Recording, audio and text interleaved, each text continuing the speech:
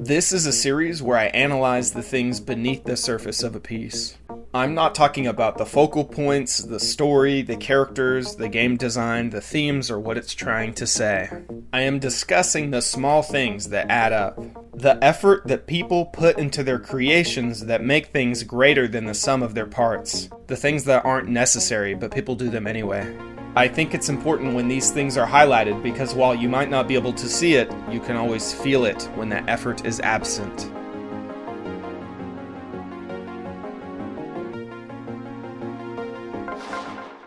This is one of the first things you'll experience when you boot up Fire Emblem Awakening.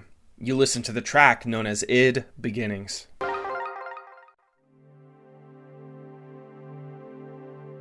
There's a reason I chose this game for secondary aspects. The music in Fire Emblem Awakening is breathtaking. There's no other word to describe it. Not only does it have this vastness and cover a wide variety of moods, all of it is fantastic and fits the setting seamlessly.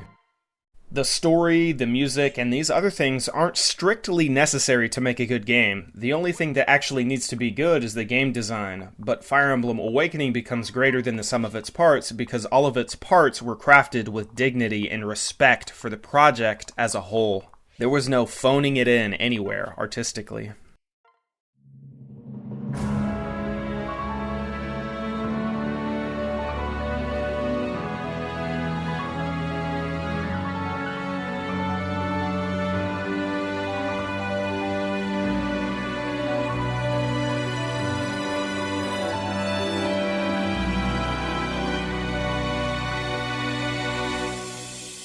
This track is called Don't Speak Her Name and plays after Emerin commits suicide in an effort to quell the war sparking between Elise and Plagia.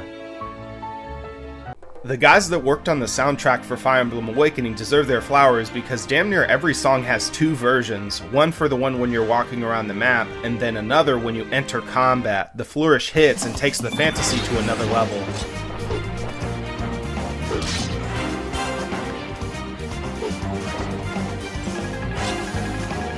Additionally, leitmotifs are present throughout the soundtrack which grants an interconnectedness. I want to make specific mention of how the S-Support OST echoes the same musical ideas as Don't Speak Her Name.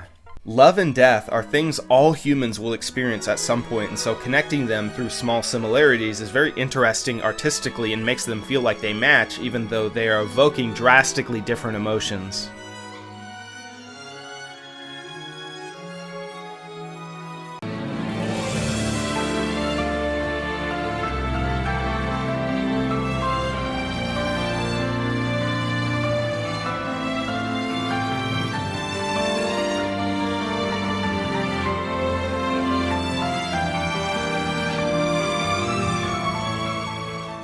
This leitmotif appears again in You May Call Me Marth and id Hope.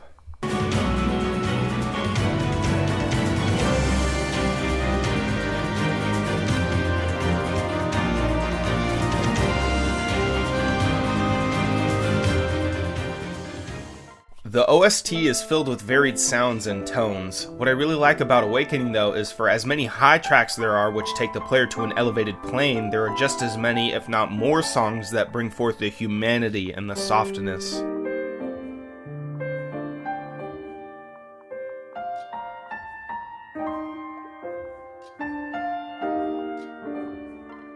One thing that's crucial to Awakening and Fire Emblem's success as a whole is that a lot of RPGs have a sort of lameness to them where they don't draw you all the way into the combat with their sound design. But Awakening does so beautifully with its combination of amazing sound effects and the level up of the tracks when they light ablaze.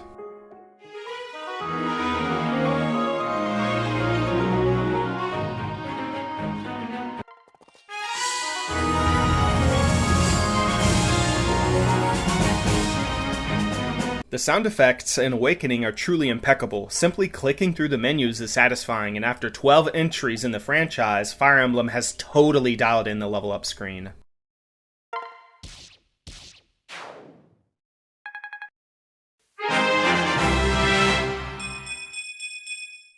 So good.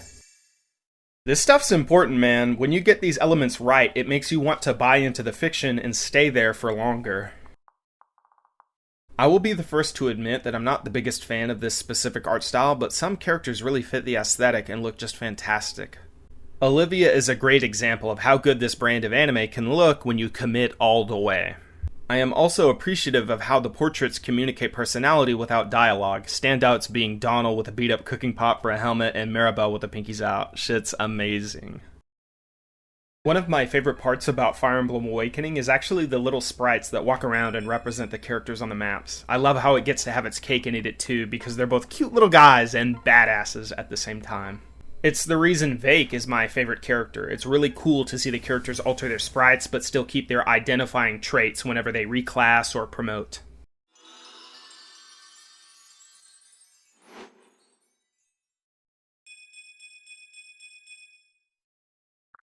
Again, this kind of attention to detail is not necessary, but by doing it anyway, it really lasts.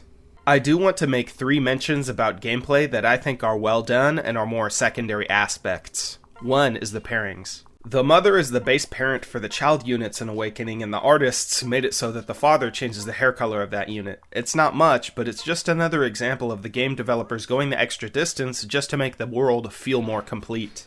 And then, another thing this game does that's really cool is the renown bonuses. Basically, it's a soft currency that runs underneath the cartridge that increases every time you play across all files. It's really well done because it's an additional reward to players who want to do multiple playthroughs and get all the pairings and supports and whatnot.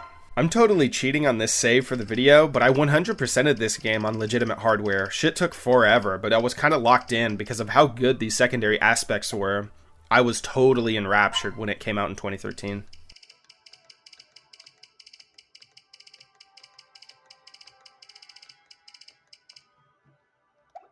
And lastly, after you complete most of the missions, you get to recruit a lot of the bosses you defeated during the campaign and play as them. I don't know why Awakening decided to do this, but it's awesome. A lot of old games used to do this, but this kind of thing isn't represented in Fire Emblem much at all. Games I can think of off the dome are Dragon Ball Z, Legendary Super Warriors, the Tony Hawk skating games, Urban Reign, and so on. And playing through a map to gain access to them is much better than buying them. Additionally, all of them were completely free and you paid no money for them. They used to make really good games, complete with tons and tons of content. This is completely extra content that you can ignore and is free. The developers just put these characters in because they could. I can't show this part without doing some technical stuff like hex editing, which I don't know how to do yet, and that's why I've been showing my 3DS save file. I made this video because I make art. I write. I understand that someone had to compose the music, someone had to build up and render out the maps, someone had to write the story, someone else probably handled the dialogue, and then another person wrote out the supports, most likely.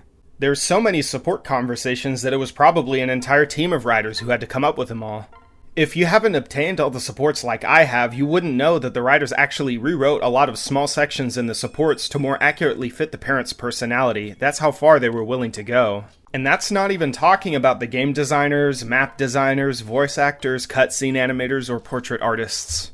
I think the gameplay is the weakest part about Fire Emblem Awakening, but in saying that, it's probably still my favorite Fire Emblem, with the only competitor being Sacred Stones. And it's due in large part to just how hard all of the people on this project worked to make the undercurrent flow so strongly. This is the game that saved Fire Emblem as a franchise, and you can definitely tell why.